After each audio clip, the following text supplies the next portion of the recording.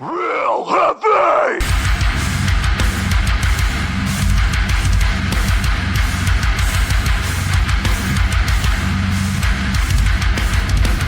We are back. We're live. Live and direct. We are back. It's been a minute. We're direct and erect. We're Direct and James. Yeah. What's going on, everybody? It's James and Rhett, and we are back again. And it's the end of 2025, which is crazy to say because it feels like yesterday that it was the beginning of 2025. Yep. We were just doing the same thing for last year. Yeah. So we're gonna do this year we're doing top 30, but because there were so many absolutely crushingly insane albums this year, we have to split this into 3-part series.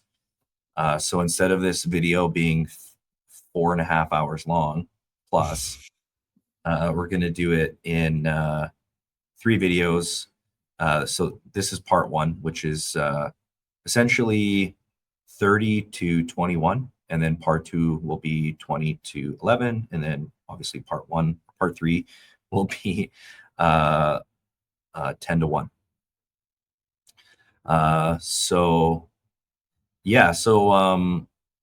This is a little bit different than your typical top like album of the year videos that you'll probably see.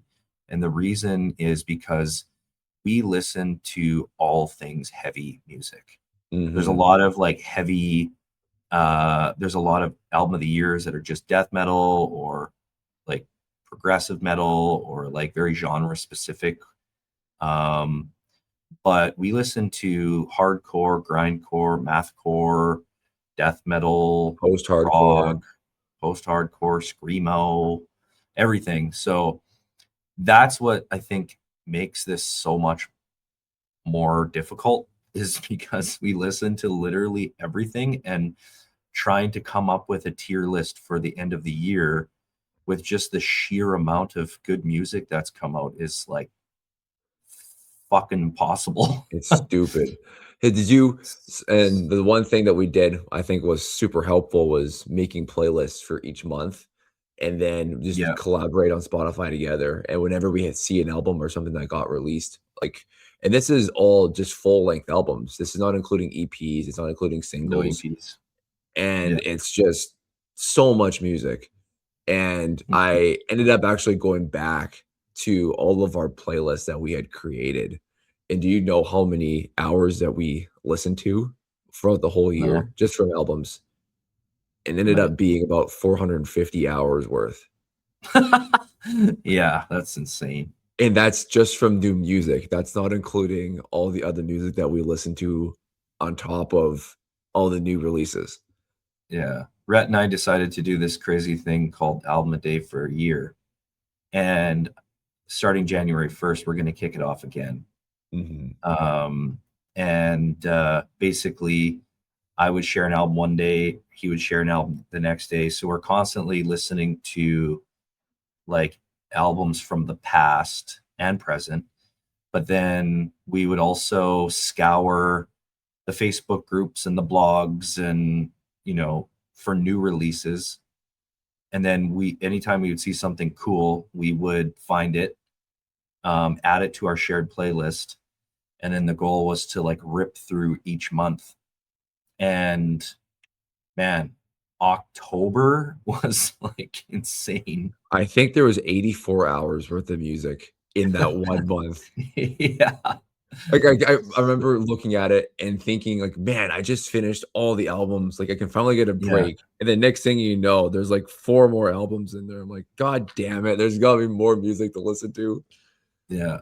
It's savage. It's savage, and that you're dedicated to listening to music when like Tara and I, my wife and I, were in Hawaii, and we're laying on probably the most beautiful beach I've ever laid on.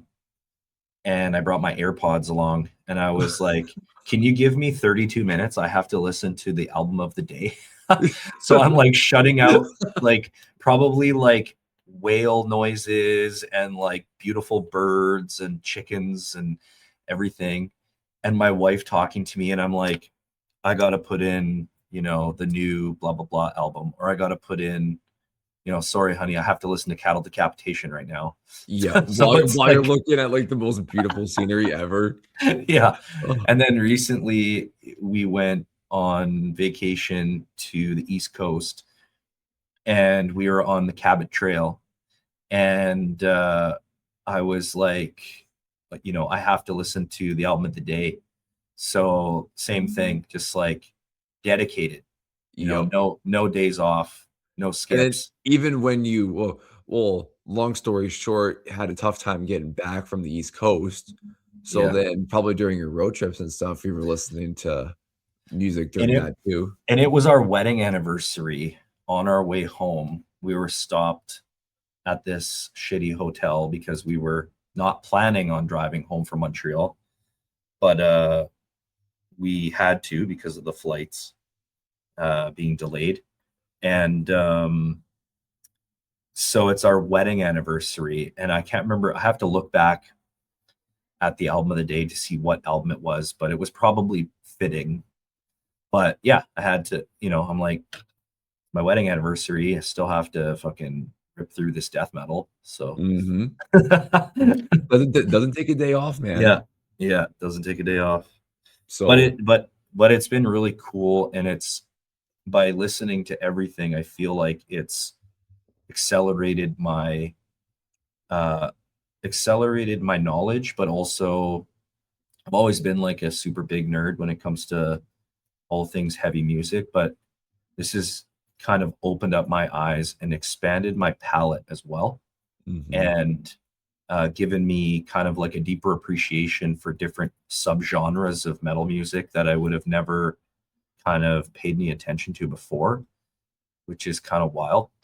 Um, but also like really respecting the shit that I listen to. And this year has been the most crazy for me personally because like I started during like pre MySpace. Like I remember when I was listening to bands like, you know, Alexa on Fire, Under Oath, you know, and a lot of this stuff was even pre MySpace. And then MySpace comes around, and then you have like the MySpace, like math grind bands, like See You Next Tuesday, and then the MySpace deathcore. And so that was like a peak moment in time that helped to shape my heavy music listening experience, which is now all coming full circle because 2025 was like the comeback year for so many of these bands, and bands that had hung it up, retired, you know, called it quits, broken up, whatever, are suddenly reforming with new albums, many of which are better than any of their previous shit because it's like modern production now. And um but it's just like so cool to see. So I feel like a kid in a candy shop again, you It's the know, full with all circle this stuff. moment. Yeah, it's so crazy actually, you know. But yeah, so gives me hope. And but yeah, I would say just in general, like this is the this is probably the biggest year for metal. I would Like say. in from like a mainstream perspective. Like if you look at bands like Spirit Box and, you know, even Poppy or Knocked Loose or um you know, you name it, like when has it ever been so cool to listen to metal? When have Mhm. you ever seen bands like that on Jimmy Kimmel live or like, you know, mainstream television? Like just What was that, electronic DJ? The one that sampled the Peeling Flesh song? Who was oh that? yeah, yeah. I can't remember. I can't remember who Yeah, that was but I either. saw But a I'm clip like, of that too. when would something like Slam be in like the mainstream electronic space? Yeah, It has yeah, no business being in there. no, but it's freaking sick, and I hope it kind of continues. But like all things, it'll probably all come full circle again, and it will become uncool and oversaturated, and but the great thing about us listening, being so versatile with our listening and our genres and stuff like that, I feel like there's always going to be the subgenres of metal that will always be cool but never mainstream. And so, you know, um, so even as things get like kind of oversaturated or whatever, we'll always have the fallback genres to like, you know, to fall on kind of thing. So That's the whole point with the kind of the underground music too, is that it's underground for a reason. It's yeah, because people, not everyone can appreciate the music. It's hard to yeah, digest. You need to pick it apart a little bit more. So, mhm, but if you have that experience to be able to digest that, then that just opens up your ability to listen to even more music. yeah. Just a bunch of fucking nerds. Just two nerds listening to some tunes. And then Yeah, this is why you should take our advice when it comes yeah, to this list. yeah. So okay, so let's start off with number 30. How about you Perfect.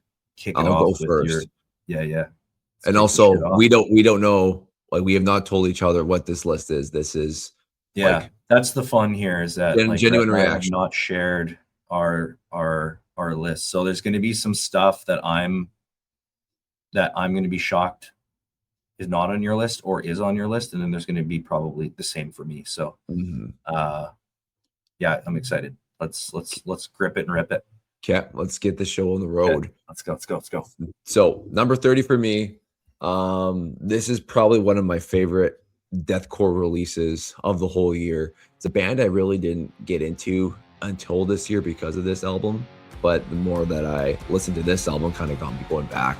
And it's Shadow of Intent with Imperium Delirium. It's time to teach images from the confusion. Corrupting patterns fusing the timeline. Brilliant and blazing. With no doors, before the truth will fly.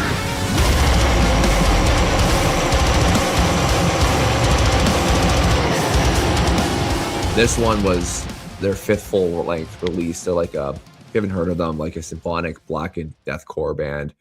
The one thing I loved about this band was it was so high paced, like filled with tons of different twists and turns. And like with a lot of new deathcore albums, they do like the vocal Olympic shit where it's just breakdown, it's slow, and then they do like the pig snarls and everything, and there's no creative ability to the songs.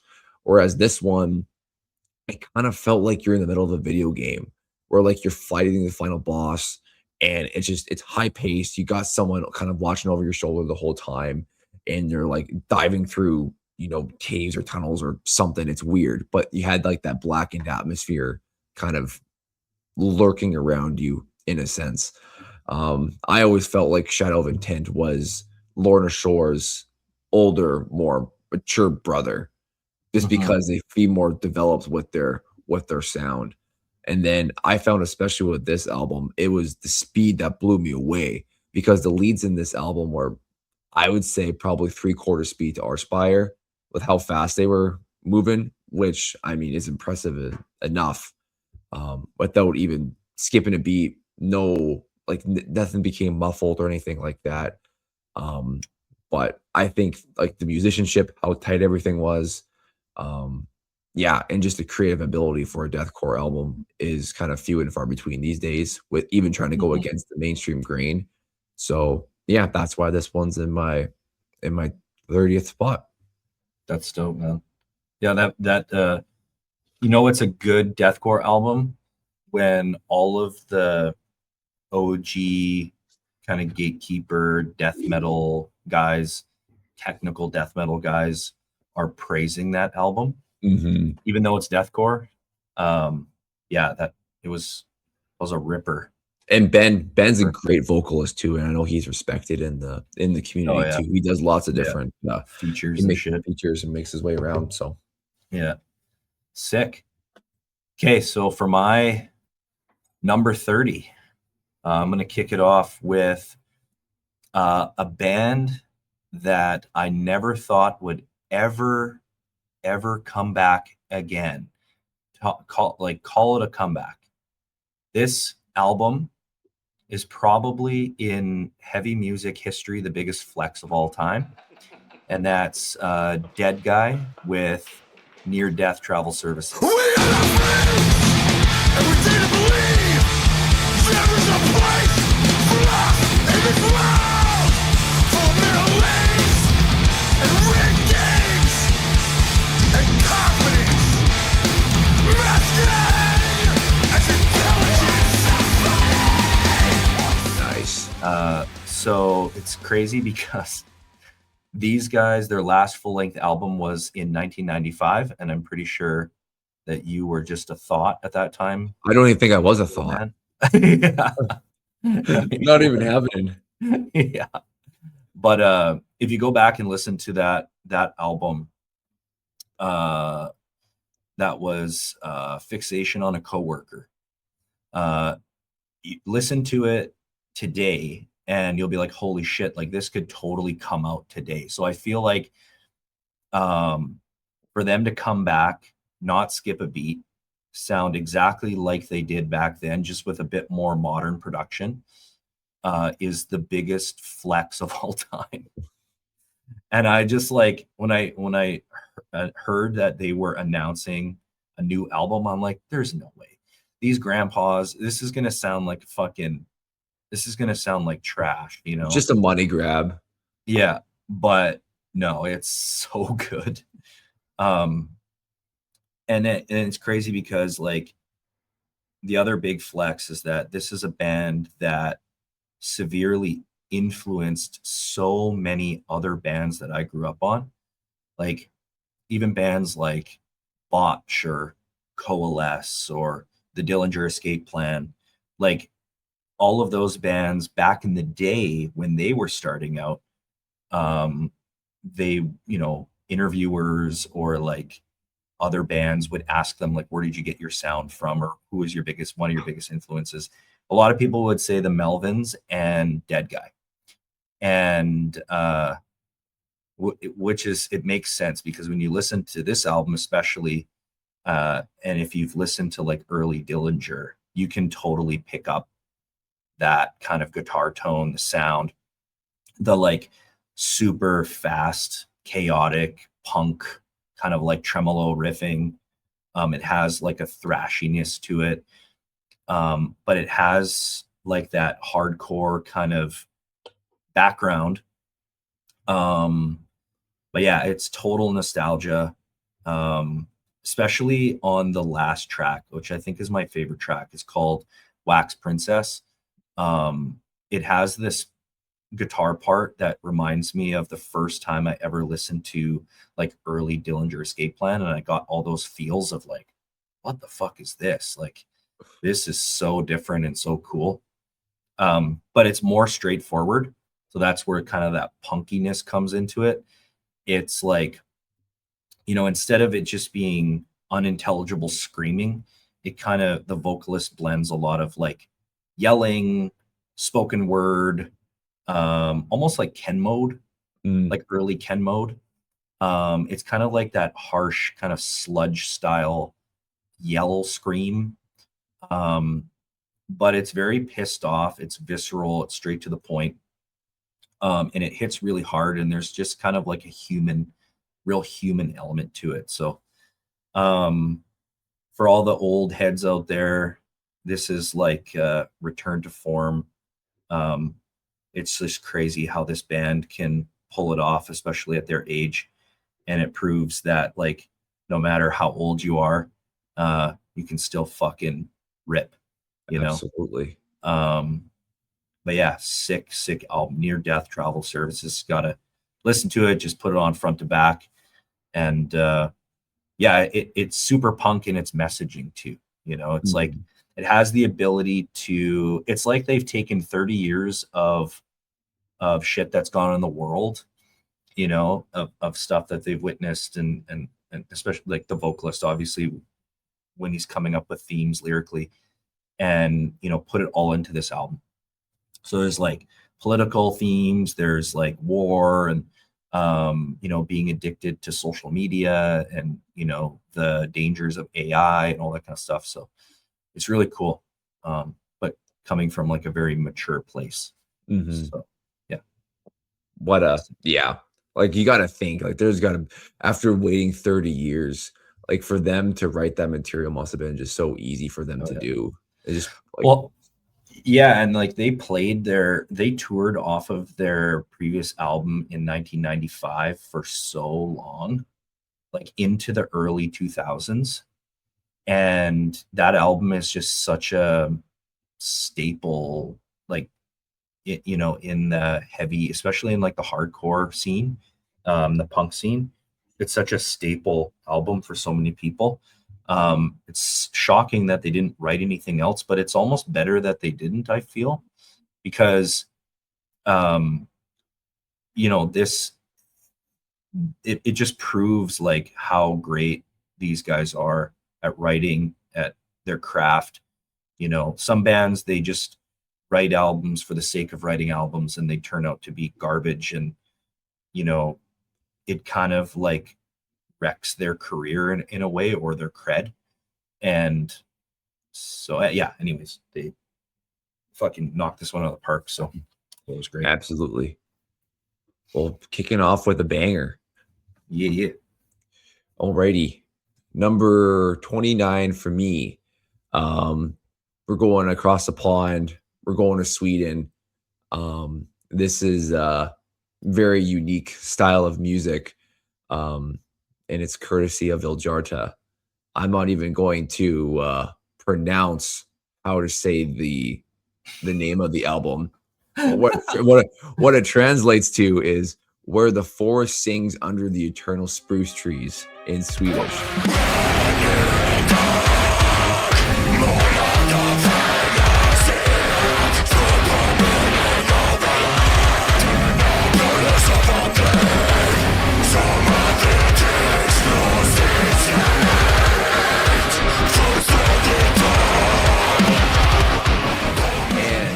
It's kind of, I know it seems really peaceful, right? But then you listen to it, and in some points, like the one thing I love about Vildhjarta's albums are that they incorporate kind of like atmosphere with the thal and the gent.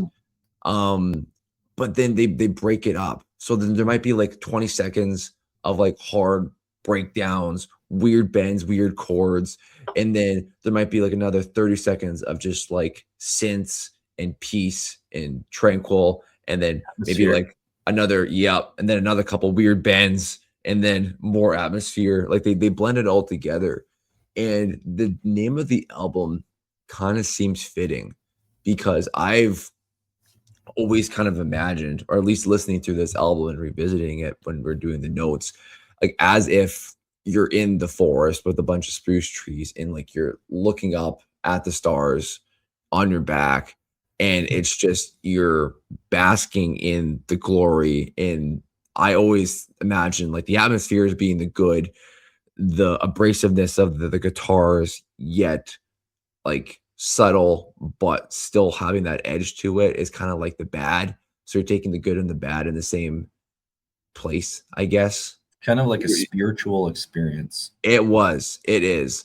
And then the vocals too. Like the vocals, they're not at the forefront. They're kind of like behind. They let the music shine, which I think is what should be done when it comes to thal, because it can be a little bit, you know, too much because of how drastic all the musicianship can be. But I always think like this is something that you need to listen to like front to back. You need to dedicate some time just to like, I always think it's a great decompressing album too, because it like, how should I say it? let's say you're coming home from a stressful day. You got a lot of shit going on. You're mentally tired. It's like because there's bits and pieces of quote bad, but then also the synths that make it good. It's like you're picking apart and slowly getting down to the end where it's just all peace and tranquil. So it's Mhm. like you're taking the stairs down instead of just like falling from a 10-story building flat on your Mm, face. that's So interesting. Yeah. that's how I felt, at least Hmm. listening to it. But I mean, if that's something that's floating your boat, you like a little bit of like a little bit of twang, you like a little bit of European in your sound, then I think this is an album for you. Sick. Yeah, it's like fall is therapy, right? There we So go. Nice yeah. alliteration. Yeah. Yeah. You can yeah, we should start a therapy clinic where we just have people listen to full Vildhjarta albums front to back. Do Get that part of the in the experience. do that in the chambers, like in the water chambers. In the float tank. In the float tank, you're just listening to Vildhjarta the whole time. Yeah. Feel like you're tripping Man, during balls. the crushingly heavy parts, like the huge breakdowny parts, The the water will just be splashing in the float tank. The thing will be rocking. Yeah, during the atmospheric slower parts, um you'll be crying because it'll You'll be feel very like introspective. you're in a boat in like the Atlantic Ocean or something, Yeah, Arctic Ocean around that's Sweden. awesome. Sick. Mhm. So kind of in a similar vein, actually, similar but different, is my number 29. And I'll say, I'll set it off with this. What do you get when you combine Chaos Sphere era Meshuggah with Car Bomb, Gojira, and the Dillinger Escape Plan? You Cool. get this killer band from France called Vertex with their album The Purest Light.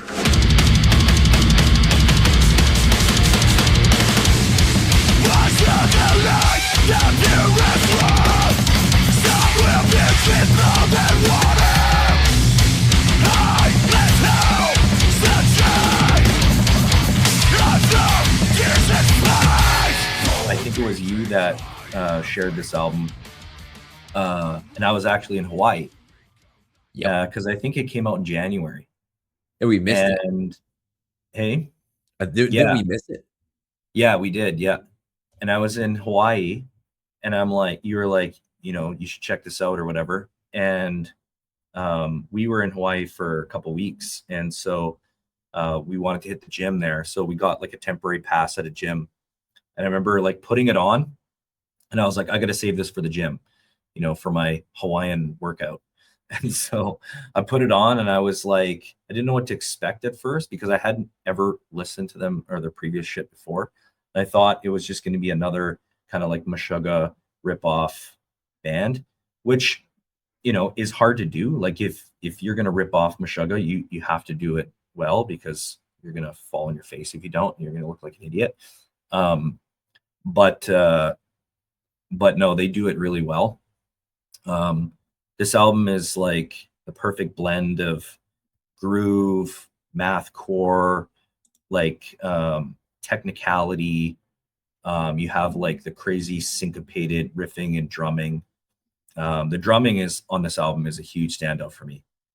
It's like really crazy, like linear fills with like blast beats and like crazy leg work. Like the kick drum is doing something different than the hands, and it takes like a special talent to kind of do that shit, I feel like. Mhm. But yeah, I still listen to it when I'm at the gym. So for me, like when I'm trying to find like the top albums of the year, they're albums that will be in like a semi-steady rotation for years to come that I'll come back to and that I'll happily show somebody else. And this is definitely like one of those bands and one of those albums for me.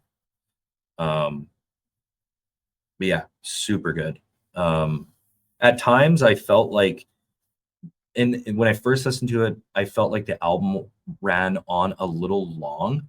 Like I thought that it was a little bit kind of drawn out, but going back to it, when we were trying to come up with this like top 30 list, I was like, no, everything fits perfectly.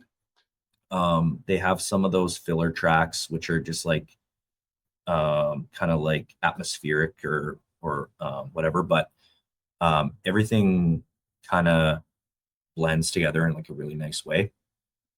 And they'd be like, I feel like a really fun band to see live. Vocalist is just an absolute animal. But yeah, if you like bands like Sjunger, Car Bomb, Dillinger, I would say even Ginger, they have a lot of that like similar kind of groove and technicality. Polyrhythmic sounds. Yeah. Yeah, I could see them fitting on a bill with bands like that. But they also don't copy them. Like they pull a lot of elements from that sound, but they're still their own thing, which is really cool. There's a couple guitar parts on there that remind me of, so there was this band back in the day, they put out, I think, an EP and an album. It's got one of the previous members from Norma Jean. They're called the Handshake Murders, and they kind of have that like Meshuggah driven sound, but it's like kind of like post metal-y or post hardcore. This kind of reminds me of that in a sense. Where the guitars are a little bit more like abrasive. They're not as tuned low. Yeah. Like it's the core of the Dillinger. Still the same. That's where like a lot of the Dillinger kind of elements come into it. It's the more mathy punk kind of guitar sound. But yeah, really great, killer album. Just those Vertex, damn Frenchies, the Purest man. Light. Yeah, They know what they're doing. Magnifique. Aha, oui. Okay, now we're moving on. We're moving on to a whole other continent over here. Going to the down under in Australia, with the sludge and death doom band. One of my favorites. One of the releases that came out in February. And this is Reekmind with Mired in the Reek of Grief. Crimson currents flow, tides of exhaustion, a breath of air in hell, taste the stench of dead, horrid by I've been on a bit of a death doom kind of sludge kick this year. I think this has been the first year that I've got into that realm of music and where I can actually appreciate it a little bit more. It's just, I find these albums are the best on like long road trips because you're probably looking at anywhere from 7 to 10 minutes, and it's kind of slow. Like they're not really meant for gym workouts because they are a little bit on the slower side, or at least for me, I like something a little bit faster paced. But it's just most of the time the guitar tone is thick, it's chunky. You're just cruising down the road and you're looking at all the scenery and you're just like basking in like this sludge bath, and you're like, nice. And you're just one hand on the wheel. And this one for me, like this album, I think, this came out in March, not in February, but it's pure filth, pure stank. It's not overly complicated. And that's what I love about it, is that like the riffs itself, you're not getting no noodly guitar parts. You're not getting some, Meshuggah type chords or bends or anything like that. It's very simplistic. And I think that's where the beauty shines. I think if you like bands such as Worm or Spectral Voice, but kind of without the atmospheric gloom part. Just listen to the actual guitars and the vocals being kind of like you're sucking for air, essentially, like that gaspy, kind of raspy vocals, but then the guitars sound like they're being played through shit, respectfully. Like it's just like it's like you got the shit, like the fart, and it's like, but it's Fart riff. fart riffs and that are heavy. Yeah. But that's something that I really appreciate. I really appreciate the simplicity in music. Doesn't always have to be complicated. And it's one of those where it's just like, you know, when you have a lot going on in your day and a lot on your mind, sometimes you just need that simplicity just to kind of pull that all out and just chill. But I think but then the riff kicks in and you're like, ooh, oh yeah, ooh, I can fuck some shit up. I'll be fine. Yeah. But the one thing, with at least with sludge, I mean, you got to put on a few lbs to be able to appreciate it. It's a big man's game over here. Yeah, so you got to be at least you got to be 200 pounds or over to be able to listen to sludge metal. Yeah. But this is one that I think is one of my favorite sludge death doom releases of the year. So let's go Reekmind.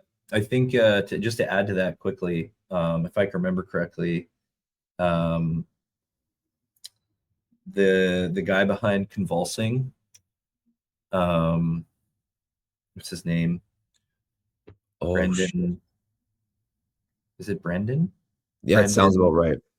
Yeah, he has a vocal feature. I think it's on the last track of that album. And so he posted it like on his social media, and I'm like, "Ooh, that's artwork looks really nasty, dirty." And then he said he had a feature on it.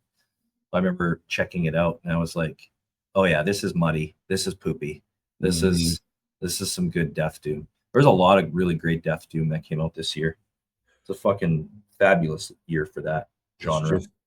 Perfect in the shit. Oh yeah. Well, I'm going for my number 28. I'm going in like a freight train here. So this next album for me was probably the biggest surprise out of my album of the year list. Just albums in general for this year, only because I thought that these guys had broken up and I didn't think they would ever put out music again. And the way that this album dropped, it was like a surprise in the eyes. There was no press, there was no promo, there's no like feature track, there's no social media, there's literally no lead up. They're just like, I just woke up one morning and it was like, honey, wake up. The new Secret Cutter album just dropped, and it's Secret Cutter with 3.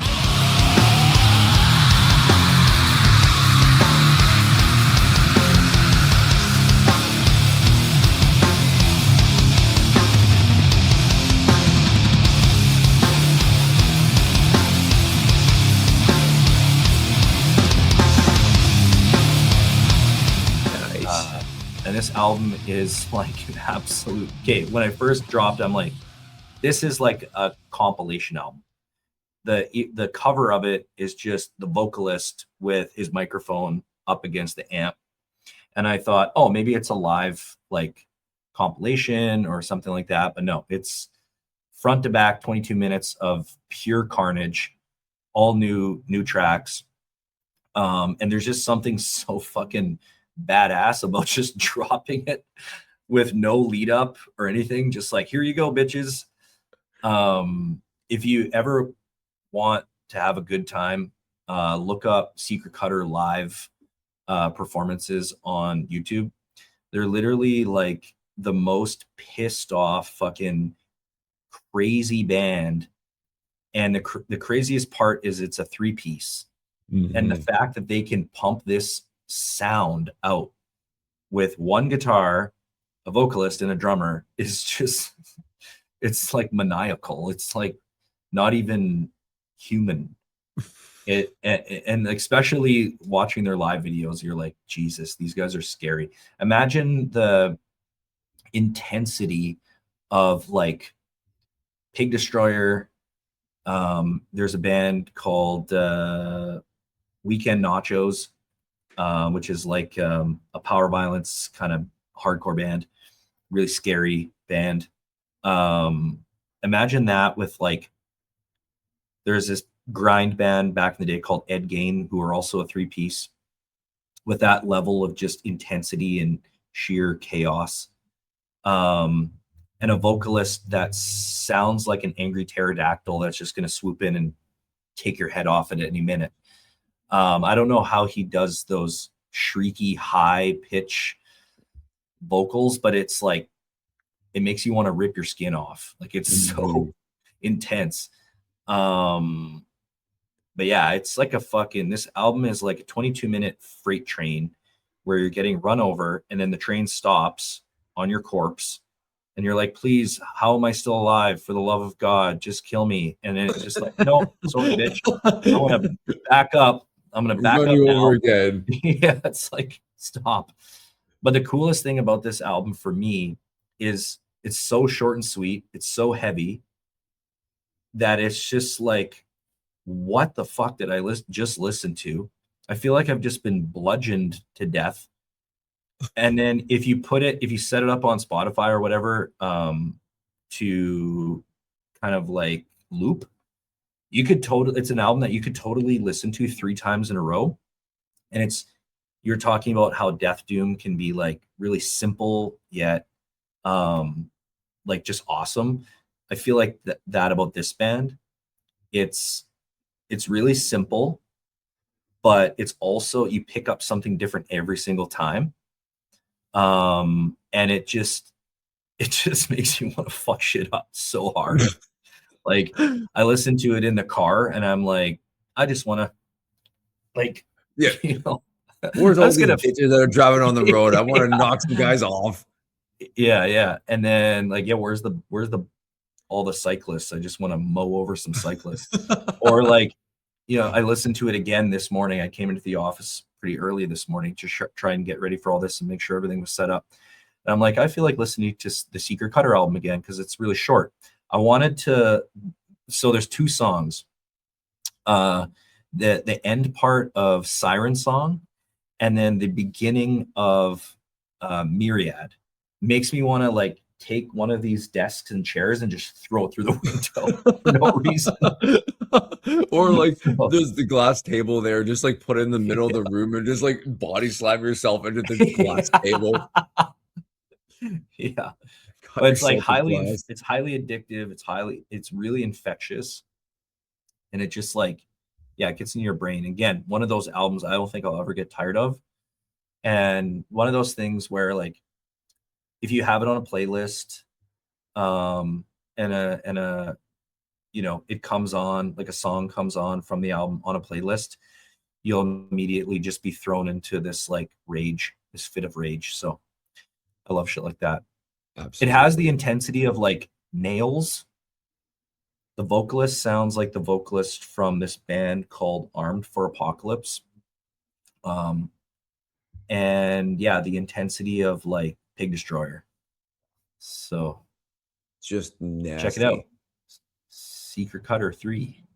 The one thing I love about those bands is like when they're performing, just like they're on stage, look like a bunch of normal dudes, and then at a drop of a hat, they're all just like insane psychos, and then they perform the most insane set ever. Yeah, it's like the nicest people. The nicest people, you know, what's that meme? It's like if your drummer looks like this, or if your guitarist looks like this, you know you're gonna die in the pit. Mm-hmm. That's this band for sure. You're just gonna die no matter what. Yeah. Sick. All right. Okie doke. 27. We're going death metal here. I got a couple death metal releases on my my top 20, but this will be the first one. From the US, second full-length release. They're kind of in like the new wave of death metal where it's not old school death metal where you got like the big solos and stuff like that. It's pretty straightforward for the most part, really groove orientated. And it's Tribal Gaze with Inveighing Brilliance.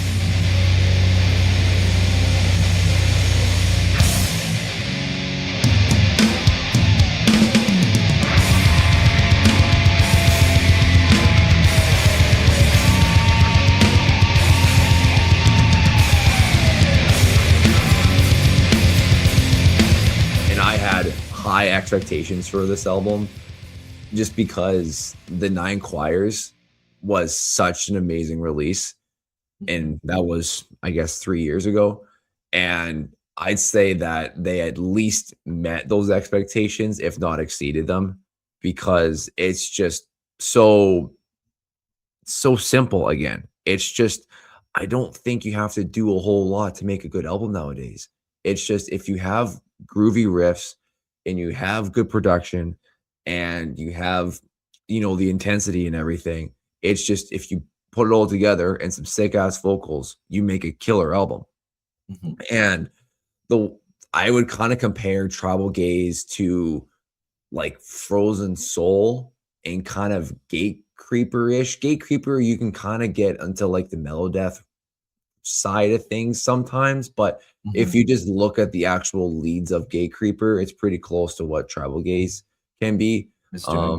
And even some Cannibal Corpse, like some old school Cannibal Corpse-y type leads too, I could notice from there. More rhythm style, not so many ripping solos or like dive bombs or stuff like that. Kind of, I'd almost say like even hardcore style, because like there's not too many blast beats or double kicks, or at least when it comes to the drums, it's pretty much like kind of simple 4 on the floor type beats. But it's just, I'm a sucker for groove, and I think this album just features a ton of it. And the nice thing is like the vocals kind of pair well with it. They're super dark and they're really punchy too. So when you have like the really punchy guitars, you kind of have the vocals going at the same time. It's like a 1-2 punch. You can't really turn your back anywhere because it's like turn your head, boom, vocals, turn your head the other way, boom, instruments. And it's just like you're being tossed around in a dryer for 30 minutes. And then you get out and you got scratches and black eyes and broken bones. And you're like, what the fuck did I just get myself into? Yeah. Oh, but I mean, it's just straight blue collar death metal. It's a must listen, I think, in my books. And if you kind of got that death metal itch that's scratching and you want some, new style death metal, then Tribal Gaze seems to be the band for you to check out. Hell yeah. That drummer too is a savage. Like, I think on the last track of that album, it's just like a fucking straight up drum solo right to the end, like right to the close. And you can tell he plays every single tom and every single cymbal on there, which is super impressive. Like, I remember like ripping through that album, and at the end, I'm like, what is happening right now? It's just like this crazy drum solo. He probably made a bet with the band members, be like, there's no way you can actually make a drum solo while touching everything on your drums and making it sounding good. Yeah. And then he's probably like, watch me, bitch. And then actually does it. So good. Yeah, that was an ass eater, not an ass beater, an ass eater. Totally if you need to eat ass, put on Tribal Gaze. it'll get you through anything. Ass. Yeah. All right. So my number 27 is, if you know anything about me, you'll know that I love sludge and I love mathcore. I'm a sucker for sludge-driven mathcore. Like bands like Botch, or Achilles, or Breather Resist, or Converge, or even that new Yellfire album that came out last year, or bands like Great Falls. It's an awesome band.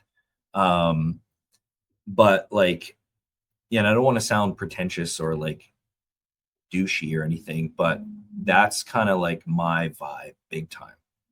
Because it's like not formulaic, it's creative, it's different, it's kind of off kilter in terms of post-hardcore, hardcore, post-metal.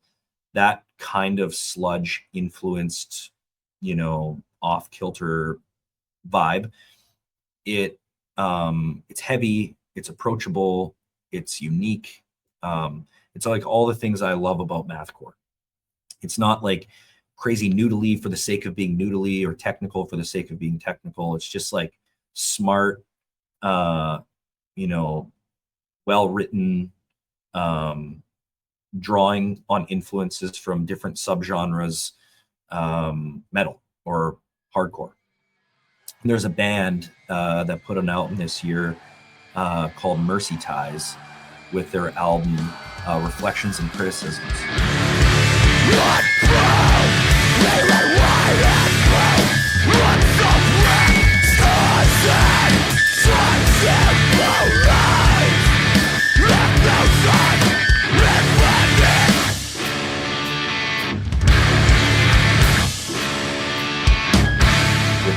Thought was incredible, and I actually kind of overlooked it when we first listened to it because I can't remember which month it came out, but it was like overshadowed by a lot of other releases. But going back and re-listening to it again, I'm like, how dare I, gloss over this album, because it is so perfect from front to back.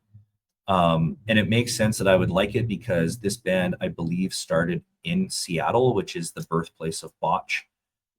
So it's clear that, they draw on influence from bands like, from that kind of era or that area. And while they draw on a lot of influences from those bands, it's not a copycat album. It's full of a lot of really different kind of genres, like screamo, punk.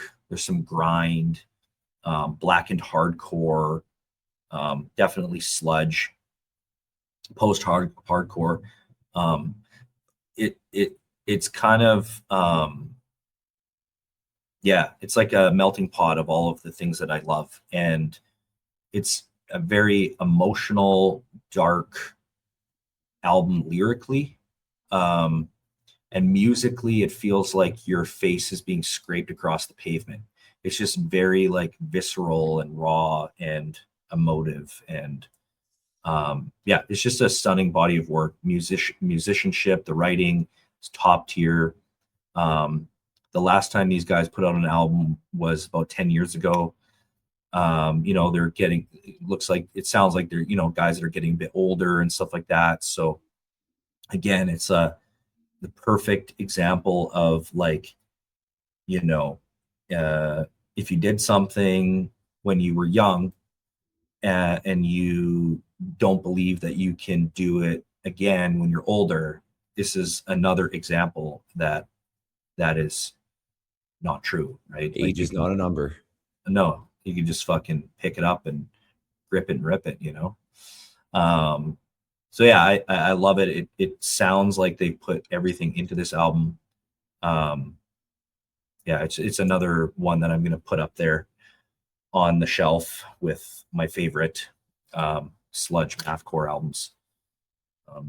It's definitely an album that I'll recommend to anybody looking for kind of that nostalgic sound. Hell yeah. So yeah. Gotta love Seattle. Hell yeah. I mean, well, what else would you do over there? It kind of seems fitting. It's all rainy all the time and gross. Depressing. So yeah, might as well write some You're pissed right. off music. It's either super fucking pissed off or it's emo. Yeah. Super emo. So Gonna Kurt Cobain myself if I live there.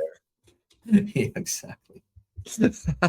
Yeah, I think a lot of that sound kind of stems from Nirvana. Like Botch probably got a lot of their grungy kind of like alt rock sludgy sound from Nirvana. I mean, it makes sense. Mm-hmm. Like you can hear it in their sound, especially their earlier shit. Just you know, adding the abrasive yell scream style vocals with like the vocal effects that they used to put on their music, like on his voice, which make it sound like super gristly and raw. That sound birthed bands like Norma Jean, like Oh God, the Aftermath, which is probably my favorite Norma Jean album, is essentially just a botch ripoff album, but in like the best possible way. And there's so many other bands that like kind of like derive their sound from that. So it's just really cool when you deep dive and you nerd out and you kind of go back and you're like, how did Botch get their sound, or how did these guys get their sound? And it all kind of stems from, you know, the OGs. Mm-hmm. But I think Super it's been cool. rebranded, because you don't really see quote grunge bands anymore. It's just kind of been rebranded to like sludge or post-hardcore, something adjacent to it. Yeah. So Sick. sick. Well, I'm going to different area. I'm going north of the border. I'm going to our home country, our great land of Canada. And if I were to live, fucking wasteland. oh, I know. And if I were in this toxic wasteland, and I guess I am in this we are in this toxic wasteland. It's like minus 29 with the wind chill right now, I think. So don't get me started. Why do we But live anyways, yeah, willingly. I'm not here on vacation. I'm here for my life. What's the saying? I was born here. What's your excuse? Yeah. So if I were part of a band and I was making music, I'd probably want to make some heavy ass death metal music, because I'd be pretty pissed off. And even if I was from Alberta, which this band's from, then I'd probably do the same, even though there's mountains and stuff making it all nice and pretty. But this is the first full-length release from this band, called Dying Remains, with Merciless Suffering.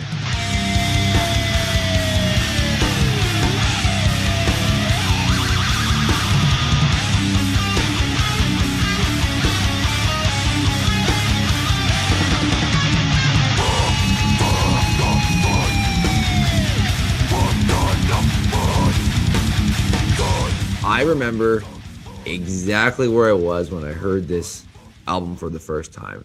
I was at the gym in Winnipeg, and I had it on. Like, I knew that there was a couple albums I had on, like, from our playlist. I'm like, okay, I can save them for the gym because I know they're going to be heavy. They're going to keep me going. And from the second this album started, the tone, I had to do a double take, because I did not believe it was from these guys, because the EP that they released in 2023, it was good, but it was nothing like this album. It was the most disgusting tone I've ever heard in my life. It made me want to like vomit because it was that good. I'm like, who makes something this disgusting? And they're a 3-piece too, which is even crazier. Maggot Stomp signed band. We've had the opportunity to see them, I think, 3 times in Winnipeg. They're such a killer band. And again, it's going back to the simplistic stuff. Like, the one band I can think is probably the best suit for them would be Morta Skuld. They're a band from like a death metal band from Wisconsin, where they're very lead focused, very rhythm, very groove focused death metal. There're not a lot of solos, and even in this album, like the solos in here, there might be like a few dive bombs here and there, but it's just the rhythm, it's the punch, it's the groove. I can't say anything bad about it. I think the only bad thing about it was that it's not longer. Yeah. And that the one thing too is because it is so punchy, I guess, I can't blast my music so loud, because the way that they mixed it, I think they mix it a little bit bass heavy. Yeah, because turn I everything noticed up. even listening to my like on my headphones, I can't listen to it as loud as some of my other bands that I or other music that I listen to. So I'm like, fuck, I have to like listen to this on like a speaker or something because I want to just shout this from the rooftops essentially, and I can't. But I've ripped this album, I think it's got to be 10 times. Like Yeah. it's so good, so infectious. I guess they're kind of similar to Tribal Gaze in the sense too, where they are that. But I think the reason why I put them higher than Tribal Gaze is because their tone is more crisp. There's more punch. Even in the songwriting themselves, in the simplicity, this one seems to have a bit more, like it's more catchy than what Tribal Mhm. Gaze has. And it just makes you want to kind of like, bob up and down, bounce around, Yeah. and just get pissed off and angry. So I mean, yeah, I would say they're like the death metal nails without the mhm. HM2. Like just in their sheer veracity and intensity. And they're just so like furious. And the vocalist, is he played bass or guitar as well? I I think can't no, I think remember. it's two guitars. Yeah. I think the vocalist and then the other guy, there's two, like there's the one Two guy on the guitarists. side. Yeah. Oh yeah, that's right. Yeah. Yeah, he's a savage, man. He's just like when he belts it out, it like cuts into your soul. And Oh you can yeah. just like it's like, oh my God, he's so intense. But again, like probably well, no, I mean I've talked to them when they played at Handsome Daughter. Uh just like before their set, just like talk to them at the merch table and stuff like that. Just like literally the sweetest guys. Mhm. Like literally the nicest people. And they get up there and they're just like tearing your fucking soul out. So yeah, And they were and really and underground too. Like they yeah, were, I think only a few hundred listeners on Spotify or something. And then I think at their peak, I think they were like just under 10K or something when this yeah, album dropped. So I mean, just goes to show that, you put out a good release, people are gonna start listening oh to yeah, it. So yeah, yeah. I They're mean, so good, and yeah, anytime they come, like I'll check them out like live because they're just so intense. They just want to get you moving, mhm. throwing down. Good old Canadian boys. I'll hurt myself in the pit. I'll hurt my old man ass in the pit. To them. I'll sacrifice it for some dying remains. Yeah. So yeah, sacrifice my dying remains for the dying remains. Nice. All right. So that was your 26, right? Or Yep. yeah. So my number 26. So it's time to get noisy. It's time to get chaotic. It's time to get unhinged. And it's time to get completely fucking bonkers. Oh yeah. This is an album that I have unintentionally actually gate kept from you because they only have it on Bandcamp. They don't have it on Spotify. So you are today years old finding out about this album, but after this you'll have to listen to it. I will. So the feeling that I get from this album is the same feeling that I got the first time I listened to Gaza, which was like, what the fuck is this? Like, this is the most insane shit I've ever heard. But I felt that way listening to this album in a good way. The band is called Dog Complex, and this album is called Terrible Things Will Happen to the Ones You Love Most.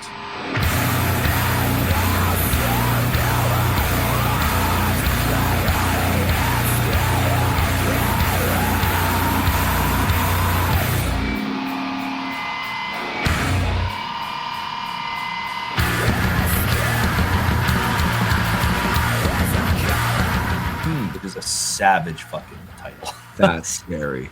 Yeah, they're a band. They're a band from New Hampshire, and these absolute freaks of nature They play a really nasty blend of blackened hardcore, mathcore, grindcore, noise, and dissonance. And when you're listening to it, it feels like a drill is being drilled into your brain, and a brain worm is burrowing itself inside, and it's laying eggs. And when they hatch, the brain worms are trying to claw their way out. The best way I can describe it is if Gaz's album, I Don't Care Where I Go When I Die, and Full of Hell, blended their intensity and their chaos just with noise and like that grindy sound. And then they became neighbors with Baptists, which is like a blackened hardcore band, and Daughters, which is a really crazy noise grind band from back in the day.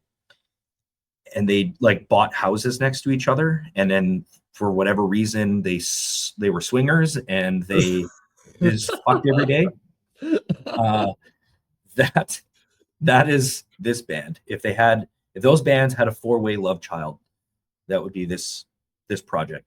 And Man. It captures all the things that I love about like all of those aforementioned bands, but it adds to it in like a very haunting, scary, and violent way. And again, it's one of those albums you have to listen to it front to back. And there are some parts that it's just pure noise. But they're, the way that they're crafting the noise is from their instruments, which is really fucking crazy. It's like Gaza used to do that back in the day on stage. They would just like use feedback and loop it. And, Full of Hell does that live, just to create this like really haunting sound. But yeah, it's, you have to, at first listen, it's probably a difficult listen, but then coming back to it after, you're like, Jesus, man, this is crazy.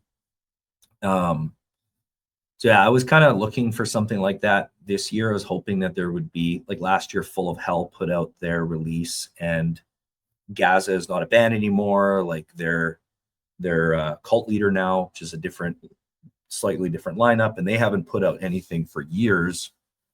And so I've been kind of craving that, just real nasty noise, math, sludge, chaos. But and I haven't really found it this year until I heard this album. And I don't even know where I found it. It was like a Bandcamp random thing. On Bandcamp, when they're posting albums, they can put tags. Mm-hmm. So it was noise hardcore, I think was the tag, or maybe noise grind or something. I clicked on it, and it took me to like a page of newer releases, and you can kind of sort through the releases. And I was like, oh, how come I haven't heard this? Look up, try to find it on Spotify. Can't find anything on Spotify. It's one of those bands that's like anti-Spotify, which I totally get. But yeah, Bandcamp, man, has come through the clutch this year. There's a lot of really crazy releases on there, and it feels good. Like I bought their album. It feels good to like support them in that way, because Spotify really doesn't fucking do anything for these bands. No. So, so yeah, it's great. If you want me to share you the link, I'll send you the link. You can have it burrow deep inside your body. I'm gonna borrow a wormhole in my brain this afternoon. Yeah, sweet. I'm gonna put it on at the open house, and I'll be like, "Hi guys, welcome to the house." Yeah. I'll put it on the TV in the living room there. Welcome to hell. Yep. Welcome Rhett. to this beautiful hell. Oh, Sick. yeah.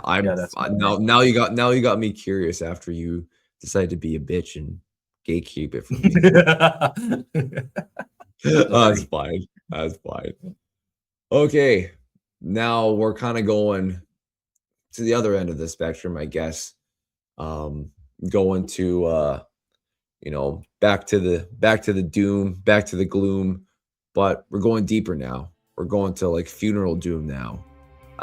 With Evoken and their album Mendacium, I think is how you pronounce it.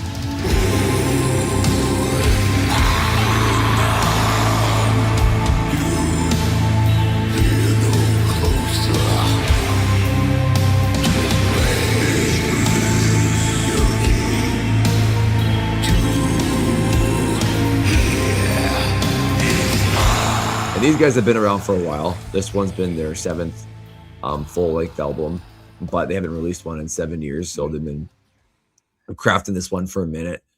And I actually discovered Evoken prior to like their album dropping. So the first band that I really got into that was around the death, doom, gloom type was Worm, from Florida, and then went on that Encyclopedia Metalum. And the nice thing about them, they're like, okay, these are the bands that are somewhat similar to this band that you like. And then I think one of the top bands was Evoken that was similar to Worm. So I'm like, oh, okay, I'll check out some of their stuff. There was another video with the Hard Lore podcast. Oh yeah, and they did a video on like their top 40 kind of fall type albums, where it's like fall, winter, you get into that fall depression type pumpkin spice bands, pretty much. And then they pulled Evoken for one of them. I can't remember the name of the album that they did, but just because of how disgusting and how depressing in the most positive way possible that this band is, it's just because it's so slow. It feels like your soul is being pulled out of your body, where it's just you're dying a slow and painful death. You're just having the last whispers of your voice just taken away from you. That last gasp is kind of how the vocals are sounding like, but it's just, you have like the kind of trembling guitars, and then you got like ambient blackened synths in the background. But then there's a few small solos kind of throughout, even the slower parts, to kind of keep the brain happy, maybe think that there's some false positives, like, oh, maybe there's someone here coming to save me. Maybe there's some light at the end of the and then it's like, fuck you, back down, back to the torture. And then, like I said before, like this is a band or even an album where it's like you either need to sit on the couch and listen to it, or go on a long road trip, or if you're driving around a lot, because it's hard to get into it when you're not in the mood. Like, you need to kind of let your body go and accept it, because if you don't accept it, then it's going to reject it, and then you're not going to be able to fully appreciate what it is. And I feel like it'd be hard to kind of switch back and forth between like something else. Like, even if you were to go to like, I know it's to be extreme, but go to like a mathcore or something and then switch over to this, like you wouldn't be able to it'd take you the whole song to try and get back into that mindset and that feeling. And then you just wouldn't be able to appreciate it. So I think this album is also, it's like over an hour long too. So it's just best to block off some time. You're going for a long drive. Immerse yourself in it. Yeah, and just let it rip, wash over you. Yep. And then again, it's mostly simplistic for the guitar work. They kind of let the synths and everything in the background do a lot of the work. And then that also kind of adds that harrowing kind of off kilter feeling to it, which a lot of funeral doom bands have. And it kind of fits with the album cover too. So I'm not mistaken, I think the album cover is like some dude in a prison, and it's like stabbing himself in the heart or something. Yeah. Super cool cover. I know. And I'm like, damn, like that's how I feel when I'm listening to this album. It's just like, I need to do some dark shit to myself to really appreciate it. Don't hurt yourself. Yeah, please don't hurt yourself. Don't But self-harm. no self-harm. But this album will make me want to not do that, but kind of do that. But it's good.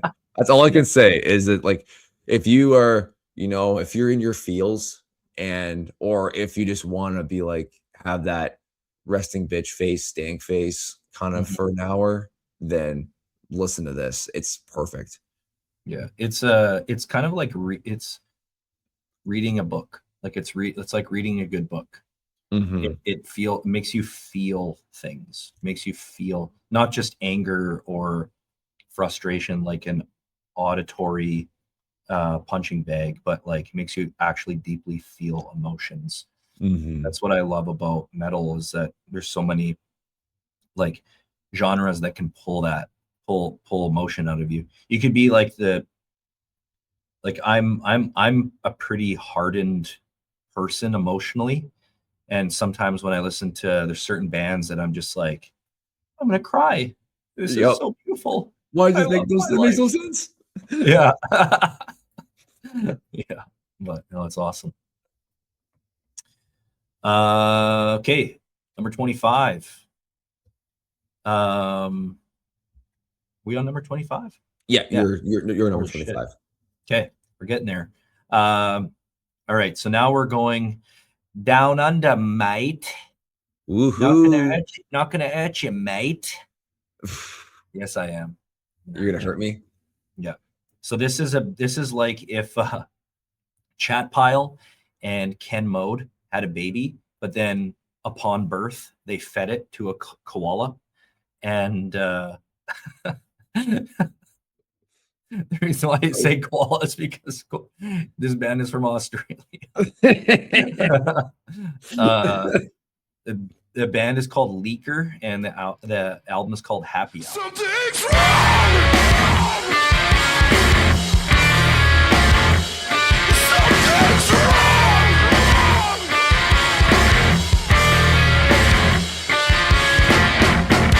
If you've got the motivation to do it, so do I. It is a kind of a fucked album, like in a good way.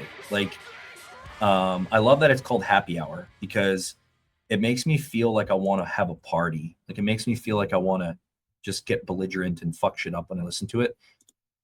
It has a lot of kind of like early nu metal vibes, but like very twisted, like a twisted blend of discordant noise rock and mathcore with like sludge driven angular guitars and really skronky off kilter riffs that are just dirty and nasty, and you're like, ooh, I gotta have a shower, this is fucking gross. But it also makes you want to just like slam a beer and just shit your pants and fuck shit up, just get crazy. The track, one of my favorite tracks, is called Enshittification, and it has this like really cool old school nu metal feel to it.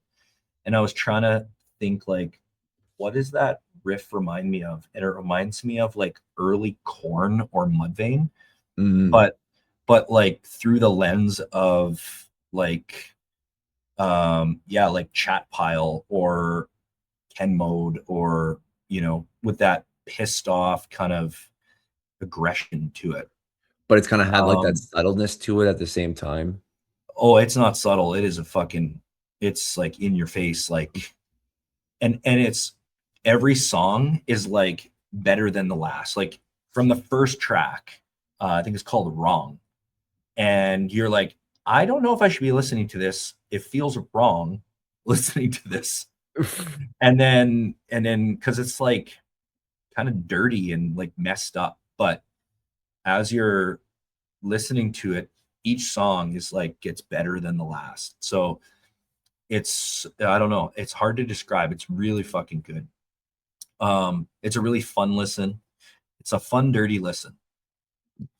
Just a shit listen in a good way. Yeah. But it reminds me of like that kind of like early 90s raw kind of production. It gives me like Jesus Lizard vibes. And yeah, all I can say is listen to it. It'll make you feel like you want to party and get belligerent. And I'd love to see them live. So maybe we have to go to the land down under and go see Leaker and bands like Resin Tomb and fucking Disentomb, Nicholas Cage Fighter and Disentomb and fucking Cycroptic again. and Cycroptic again. Well, you saw them, but yeah, we need to just go spend a year in Australia. And I don't know what's in the water over there, but it's fucking crazy the amount of amazing bands that they pump out. And then even New Zealand, just skip over to New Zealand and go see Ulcerate there. And yeah, but yeah, it's a really cool album. And how I found out about it, listening to Brendan from Convulsing, he was on a podcast, and I think the guests asked him, what are some cool like local bands in your scene that are really great? And he said this band, and immediately I'm like, okay, he's got really great taste in music. I'm gonna peep it, and yeah, I've been ripping it ever since. It's fucking good album. hell yeah. At least he's not a gatekeeper. He's just shouted from the rooftops. And yeah, hell yeah. Absolutely. Okay, number 24. Number 24, kind of keeping, or at least the same theme for me, kind of like the Blackened theme, more atmospheric, not so much doom. This one's more kind of black metal. It's from a band called Abigail Williams and their release of Void Within Existence.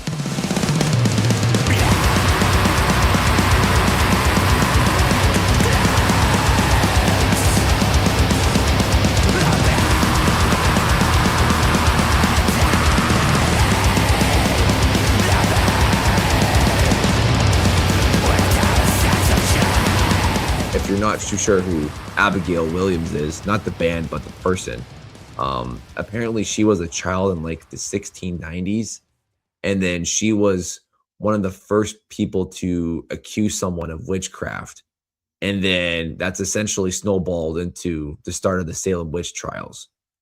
So, like, long story short, if you listen to this album and you kind of have that same core feeling like you're being possessed by a witch or like you're in a haunted house for the whole time, then it kind of makes sense, because these guys are like fully embracing that creepy feeling. Yeah. Like the guitar work and the drums are very black metal influenced, like lots of fast tremolo pinking, lots of pummeling drums, like darkened shrieks and screams. But then they got like that dark and deep atmosphere, which is kind of off-putting in a sense. And it adds that edge to like the atmospheric black metal that you're looking for. And then like the instrumentation itself is like super tight, super concise, because in especially black metal and black metal adjacent records, I noticed that a lot of stuff can get muffled, and it's just, you can't pick it apart. It's just a blackened sludge and you don't know what's going on. Whereas these guys, it's the mixing is very well. You hear basically everything, which makes your hair stand up straight on your arms. I don't know if it's a good thing and it's a bad thing, because it's like it's a harrowing experience essentially. And then the other thing that I liked about this album too was the fact that I never got tired after listening to it, and even revisiting it before, making this list, is because it is so dark and depressing and kind of heavy. It's something that you could easily get sick of, and just with the sheer weight of the whole album. But I never got that. And even with it was pushing, I think 45 minutes or something, it just never crossed on me. But I think it's just because of how fast they do switch their rhythms. They do, break apart sometimes the instrumentation with the atmosphere, and it gives people breaks from here and there, but it's still adding like that.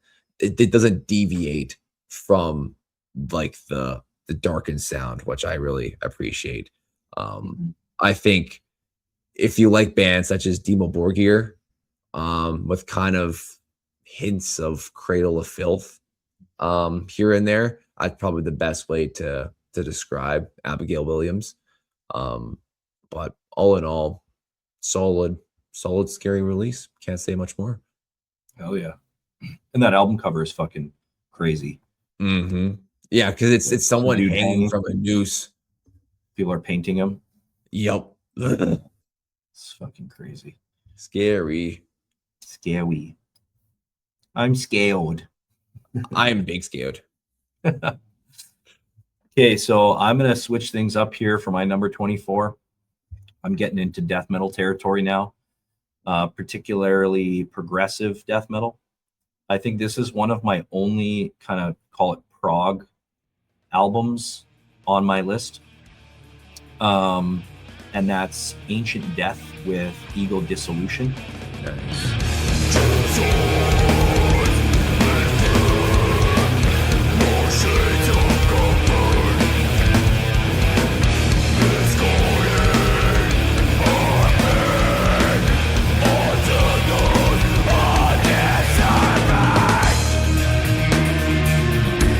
It's a band from Massachusetts, and they're kind of like a cosmic progressive death metal supergroup, featuring members from Atheist, Matrophagy, and Cruciamentum, and it's probably one of the best debut full-length albums I've ever heard from a death metal band.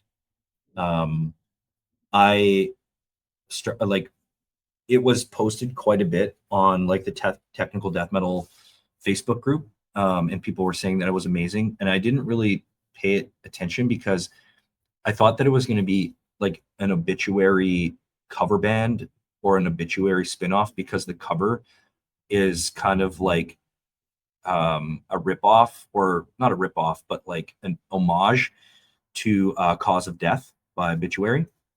Is like the same art style and the tree and everything. But it's just a kind of an homage, I guess, to that era. But this album, it's beautiful piece of art from front to back. It's my type of old school death metal. It's progressive. Think like Blood Incantation, but it has a lot of flourishes of groove metal. There's some thrashy elements to it. There's some doom elements. The vocalist is female, so I didn't realize that on first listen until the cleans kick in. So there aren't a ton of clean vocals in this album, but when the clean vocals kick in, they're very like atmospheric and ethereal, almost like angelic in a sense. And I'm like, who's this chick like singing beautifully on this death metal album? And then I looked them up, and it's like, no, the vocalist is a chick, and she has the ability to switch from those like angelic clean vocals to just bone crushingly heavy death metal growls and snarls, which is so cool. Just like Tatiana. Yeah. But yeah, it's fantastic. Again, it's one of those listens where, yeah, if you're on a car trip or road trip, throw it on. Sometimes for me, like death metal albums or old school death metal releases become kind of just like singular. Like every song sounds like the last song. It's like, okay, that has a cool riff, yeah, whatever. But this album, it's every song is so different, and you're just kept interested the whole time. So I really appreciate that. Yeah, it's honestly mind-blowing. I thought it was like very, very well done, and again, for a debut album, it's fucking fantastic. So I can't say enough good things about it. Mm-hmm.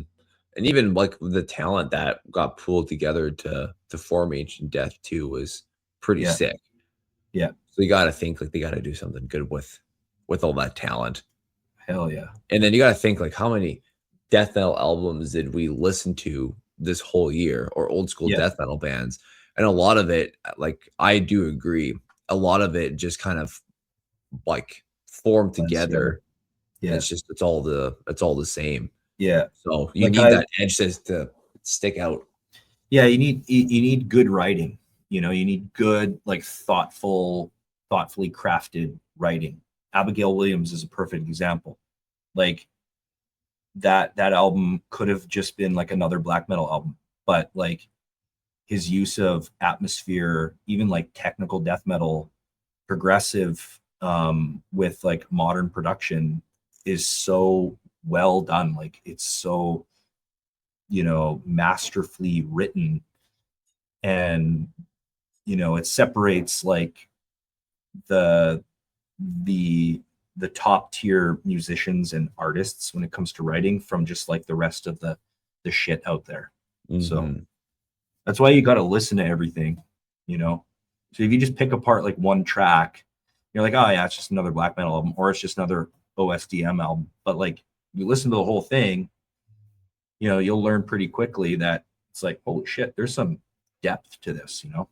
Really good. And a lot of times they do it progressively, like throughout an album too.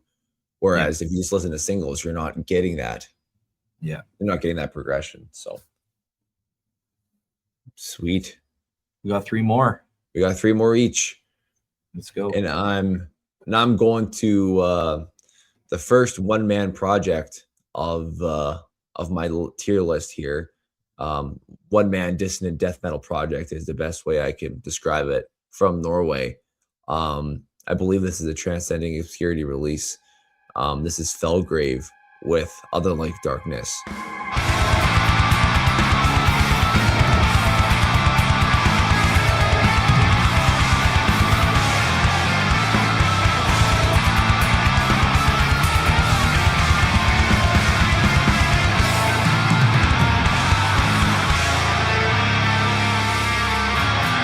Now, this album is unique in the sense that it's only a 3-song album. 2 of the songs, I believe, are 12 minutes long. There's 2 that are 18 minutes long, and then there's a 12-minute song. So it's still 48 minutes, but it's primarily dissonant death metal. But, you know, you have some, like the shredding guitars, you've got like the pterodactyl style vocals. But then there's like some mythical component as well that's kind of encapsulating it all. If you look at the album cover, it looks like Van Gogh's Starry Night, kind of, but there's like a castle or something in the background too. And there's a lot of reverb and throughout the instrumentation as well. So it adds that, you know, nighttime kind of weird feeling to it. You have to listen to this thing front to back. Because there are so many twists and turns, because the songs are so long, each song itself is essentially a journey. You could break up the songs into smaller ones, but it doesn't make a difference if you have to listen to each one front to back. But this is not something that a casual metal listener, I don't think, would enjoy. It's very deep. It's very complex. The best band I can think that would be similar to this would be Anti-Faxath. But except with a little bit extra cosmic atmosphere. It's because there's a lot of like the guitars and the drums sometimes can be overwhelming, and with their song structure, it's just very dense. So if you have the time, I'd say try and listen to it as much as possible, because the more that you do, the more that you'll be able to pick apart it and really appreciate it. But like if you can, yeah, pick apart those nuances, then at least for me, it was just like sitting back in my chair, and all I could say was just wow. Like it's so deep, so dark, so like deep, not only just dark, but then you get bright spots in there where it's like it's pushing and pulling you with different feels, and it's yeah, super. I don't know. It's just complex, and you don't zone out either. So that's what, at least for me, I found it. So That's cool. yeah, I think if that's something that's up your alley, then definitely check out that album. Hell yeah. Transcending Obscurity, fucking just ripping this year. Absolutely, one of the best labels out there. Yeah. All right. For me, we're staying in death metal. But this time we're going over to the UK. Ooh, And these guys are scary. They practice, instead of witchcraft, they practice riffcraft. ooh, Ooh, the best kind. there we go. I can succumb to riffcraft. The reason why I love this album is because when I first heard it, it genuinely terrified me. And that's what I feel like a lot of metal, especially death metal nowadays, it's missing. It's missing that like scary quality where it's like, you know, from the atmosphere to the vocals, makes you feel like you're genuinely terrified. The artwork on this album is fitting for the way it makes you feel, because you're like, you feel like you're trapped in a dungeon or a cell where a body next to you has been gutted and there's just blood everywhere, and you're like, are they coming for me next? You know, that's the way it makes me feel. And the band is called Vacuous, and the album is called In His Blood. Nice.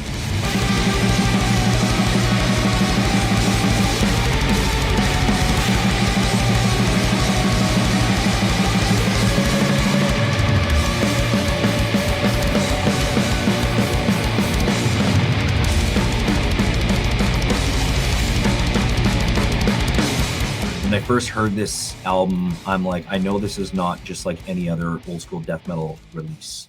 Similar to the Ancient Death album in the sense that it's very unique, it's very fresh. The writing is very creative and different than anything else. But they also fuse a lot of elements of, like, you know, aside from the old school death metal kind of base, there's a lot of like punk or post-punk. There's some gothy elements to it. Black metal, specifically in the vocal kind of, in his vocals, they're very like, you know, raw and black metal-y. There's even some like blackened hardcore parts in there. And I'm like, oh, this is like a hardcore, you know, I could do a two-step right now. But but like they have a way of creating a very unsettling, eerie, unstable, and like menacing, haunting atmosphere throughout the album that sticks with it from start to finish. And again, I feel like that's something that metal is kind of missing nowadays in most aspects.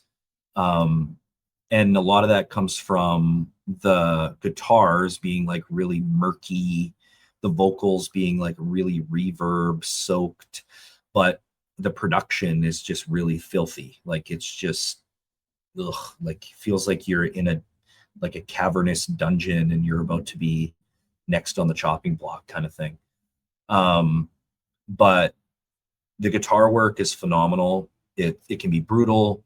There's a lot of like fun tempo changes, a lot of like, you know, chugging riffs, a lot of like head banging, head snapping, kind of like, ooh, like stank facey type shit where you're listening to it in the car and you're realizing that you're making the face and people are in the car next to you like, what the fuck is with this guy? What's he up to? Yeah. But then it's all of that nastiness is blended by much slower and more like bone chilling kind of doomy elements. But it's the sound is very mature. It's very distinct for death metal. And I feel like it's a breath of fresh air in a sense. It's kind of boundary pushing in a sense. So yeah, I just liked it. I thought it was different. And it's heavily listenable. So it's one of those albums that, you know, I could find myself coming back to it, you know, time and time again. So yeah, I don't think it's a debut. I think it's probably like a, what do you call it, sophomore album. Okay. I don't think it's their first album. I want to say it's like their second or maybe third. But yeah, it's really good. Really fucking good. Sick. And then again, that's going back to adding the extra elements in, with not just being a one-trick pony. You know, you got a few other tricks up your sleeve and diversifying your sound, and then you're appealing to, sure, you might be appealing to more people, but then it also just makes your album more listenable. So yeah, I feel like it's a good album. Like if you're kind of like, I don't want to use the term hipster, but like if you're kind of listening to like punk or kind of like goth rock, that kind of like granola metal, this is a good like intro to death metal. A little bit more sophisticated on the palate, a little bit easier to digest because it's so versatile. It's not just raw. It's a very raw, but it's not just like pummeling, abrasive, chugging, angry. It's like, I don't know. It's like, again, it comes down to the writing. Like it's very well written. So it's more of like a composition in a sense, not to sound too pretentious or dorky, but like, yeah, that's the way it feels anyway. Sick. So yeah, buddy. moving on. Okay, number 22. My number 22 spot is a band that I don't think needs no introduction. Anyone in the scene knows who these guys are. It's Between the Buried and Me with The Blue Nowhere. A fever dream, reach across the streets of legacy. Engage the thought these things will tell us as you never heard what was said to weep alone in this racing madness. I like this album for the simple reason that it's so diverse, and that's just basically on theme with everything that Between the Buried and Me does. Do I think that this is their best album ever? No, but how can you top Alaska? How do you top their self-titled? How do you top Sound Colors? Circus. Yeah, like they have set the bar so high for themselves that it seems like anything that doesn't meet that would be considered a failure, but it's not. Like even their quote bad albums are still better than anything. Exactly. Yeah. The one thing, well, this is, I believe, their 11th album, I think. So it's like they've been around the block. They know what they're doing here, and they kind of took some creative risks in this album, which I think kind of paid off for them. Like there's through even the same songs, they're like switching from like a light kind of carnival type theme with like really bright pops and like bells and stuff, and then it switches to like a twang where you're listening to a modern day country song, and then it goes to some acoustic Spanish finger guitar playing, flamenco, and then there's like clean singing, and then there's low breakdowns, and it's just like, what the fuck am I listening to? But somehow it all works. It's just like a total joyride. And I think it's just goes to show that these guys are so musically inclined and so, you know, attentive to their craft that they're able, and confident too, to be able to pull off such such creative choices and have it work out so well.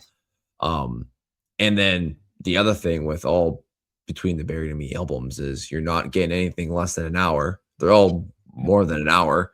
And like, I felt like I was ripping through this in 30 minutes, if that. Like, it's just like a roller coaster of a ride. You don't know, like with all those different musical risks, you don't know, like the first time listening to it, you're like, I don't know what's coming up here. You're always kind of on edge, kind of wondering what's coming up. But then it makes it very palatable for re-listens, just because it's, you don't know what's going to be coming up the next time that you listen to it, or it's like, oh, I kind of zoned out during this one part. And, yeah, you like pick things out. Yeah. So the one thing that I like, they're kind of similar to Rivers of Nile, I think, with in terms of how well they can shift between the dark and like the breakdown section, but then also have the clean singing portion of it. Rivers of Nile doesn't, or they don't have that same quirkiness factor to it, but to be able to blend it all together and be able to still have everything very listenable, I think is probably a good compliment for both of them. But I think if you got the time, I mean, if you haven't listened to it already, then definitely give this one a rip. So shit. Yeah, I love BT Bam. Love BT Bam. Remember when I first heard Silent Circus, that was like my favorite album for ever. And yeah, they just like, yeah, you can't, like, a lot of people kind of rip on their earlier stuff or their newer stuff, but like, how can you not, like, when you're that musically inclined and that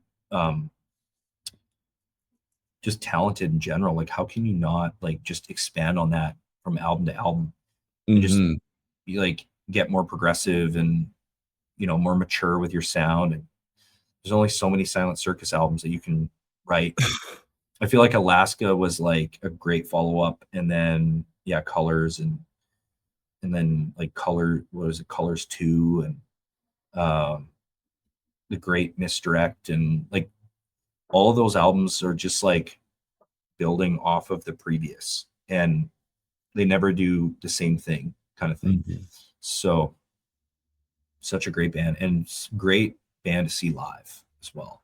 You've seen them live before? Yeah, I saw them during Colors, actually, in their first tour. Shit. I saw them at the Garrick back in the day. It was pretty fucking sweet.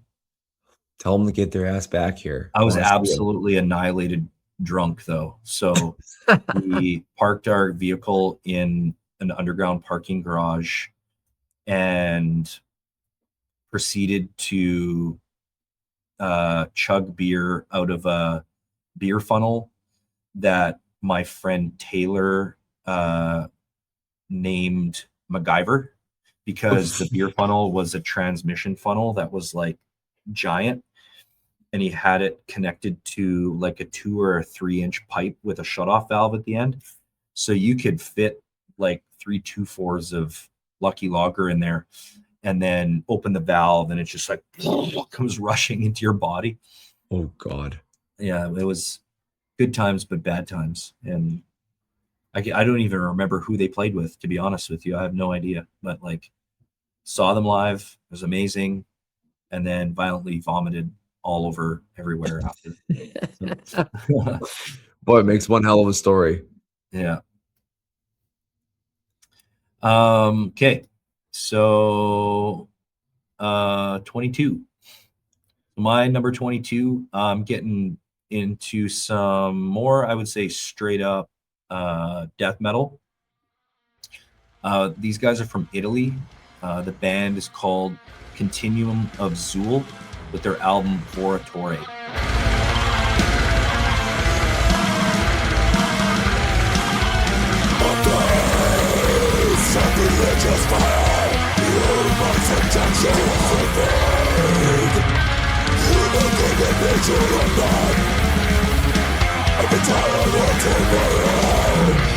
And Voratore or Voratore, I'm not sure. But what drew me to these guys is the drummer. So it's the drummer from Defacement, and he's an absolute fucking machine. The guitarist is a guy named Matteo, and he plays in a band called Ad Nauseum, which is like a very insanely technical and dissonant death metal band. I would say almost so dissonant that it's like unlistenable. But interesting nonetheless. But these guys put out like their Morbid Angel kind of worship album, and it's just like straight to the point. If you like bands like Hate Eternal, Morbid Angel, then this kind of like dark, twisted, highly technical, highly brutal, fast, dissonant with like very intricate riffing. Then if you like that kind of shit, then you'll like this album. Super slept on. It was only released on Bandcamp for the longest time. They finally put it up on Spotify, or maybe it's been up there. I just never been able to find it until now. But yeah, it's perfect. In my opinion, it's a perfect death metal album from start to finish. It speaks for itself. You don't have to really explain it away. All you got to know is the drummer from Defacement. He's an absolute beast. And if you like Morbid Angel, then fucking put it on and listen to it. Shut the fuck up. Yeah. Shut up, bitch. Put on those headphones. Yeah. That's it. Fuck That's all off. you need. That's all you need to know. Yeah, get fucked. I can't remember if you sent that one to me or not. I have a feeling that you did. Because I might have. I think at the time it was only on Bandcamp. So I think you just sent that to me just to say, check that one out. Yeah. But I might have to re-listen to that one. Yeah. She good. Fuck yeah. Okay. My last one for part one. This one is an album that I have a sneaky feeling that I'm probably going to regret placing outside my top 20. After I have another 3 months of listening to this, I will probably be like, why did I do this? You're such an idiot. Because it is such a great album, and it just keeps on getting better with age, with every listen. And it is Pillars of Cacophony with Perlapomenea, I think is how you say it.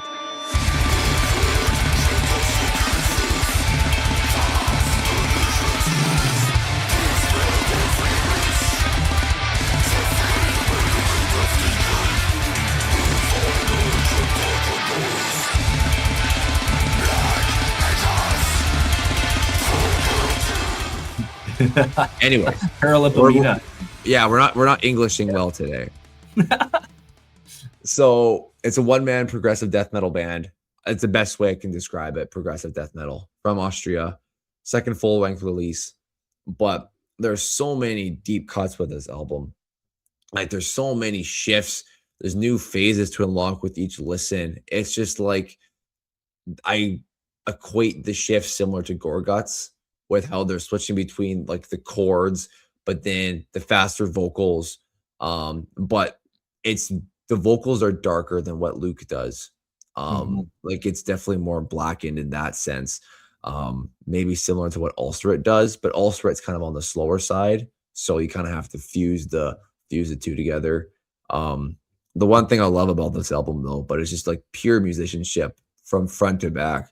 Like there's so many different styles. Like you have the technical death metal, then you have classic guitar, and then you have black metal, and it's just like progressive death metal. I don't think trying to encompass it all doesn't do it justice, just because there are so many different styles and themes that encapsulate it all. The only flaw with this album is that I haven't spent enough time with it. I think I've listened to it twice or three times, but I think if I get like five or more listens, then I'll be like, yeah, this is probably one that I will be kicking myself. And then the other thing too is like it's a pretty respectable listen too. Like at 40 minutes, it's a pretty easy one to get in and get out, especially with how complex it is too. Then some of those albums can kind of drag on and you can kind of feel dull, but it keeps you engaged the whole time. And I think this is probably the best, if not one of the best one-man releases that that have been released this year. So got to give them their flowers. So amen.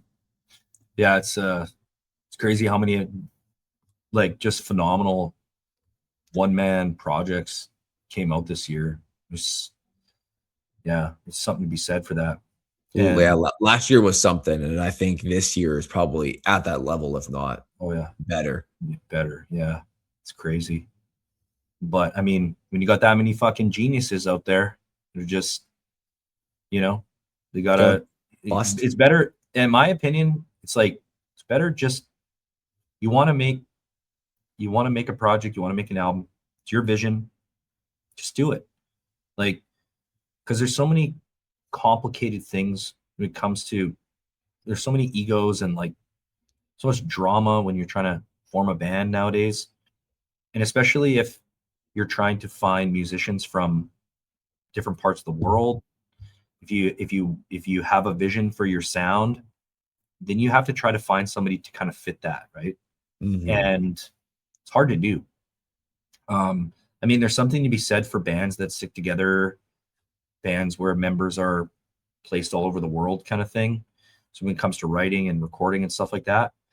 But like, yeah, if you're talented, you can play everything or you can program, just like record it, fucking put it out there. And yeah, it'd be awesome.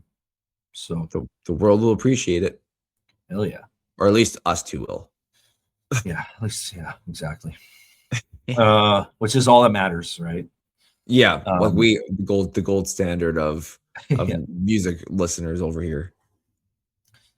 So my number 21, last but not least, is a 2-piece project from the US. This album is an absolute ass beater steamroller from front to back. It's a psychedelic experience. That's all I'll say. The band or the project is called Discordant Meditation, and the album is called Tragic Creature.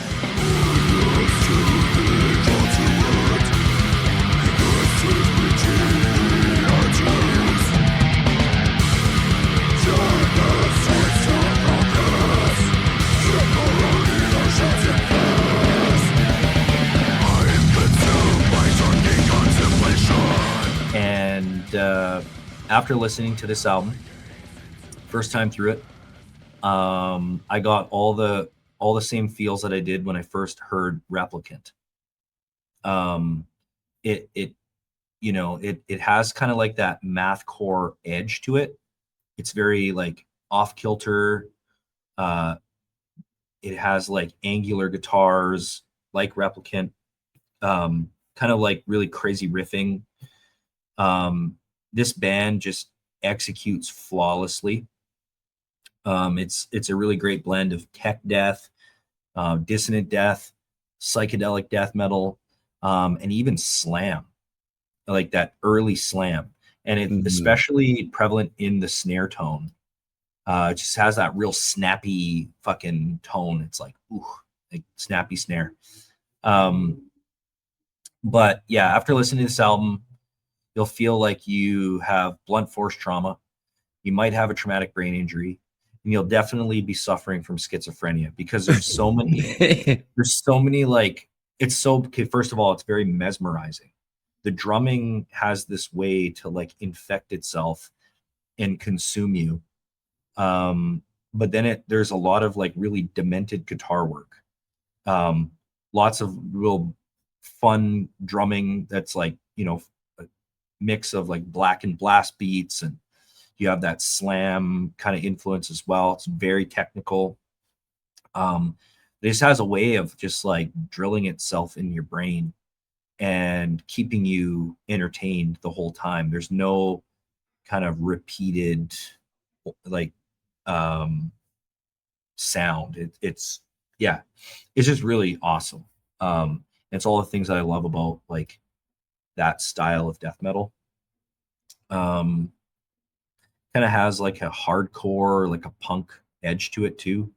I think maybe just the drumming again, it just really fast and fun. But again, it'll be an album that I have in my tier list for a long time. And just like Replicant, it'll be a band that I come back to often. Mm-hmm. So, and the fact that it's a 2-piece, I mean, they are obviously recording everything. These two guys. I'm not sure. I haven't seen any live videos of them. If it's like, you know, guitarist is doing vocals and then just the drummer, which would be even more insane.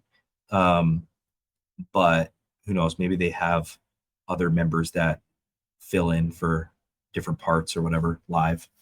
But yeah, just fucking sick album. Just good. Yeah. Just slam it in your fucking ear holes. Yep. Shove it in there. Don't take it out. Deep inside. All right. So that's part one. That wraps our part one. Stay tuned for part two, which will be number 20 to number 11. Absolutely. Which is going to be more insane. More insane, just better music. Yeah. All right, everyone. Thanks for watching. Thanks for listening. Feel free to drop a like, subscribe, share it. Sharing's caring. And share some music. If you got some music that you want us to listen to, then by all means, let us know. Happy to listen. All right. Peace out. In the crease. Bye for now.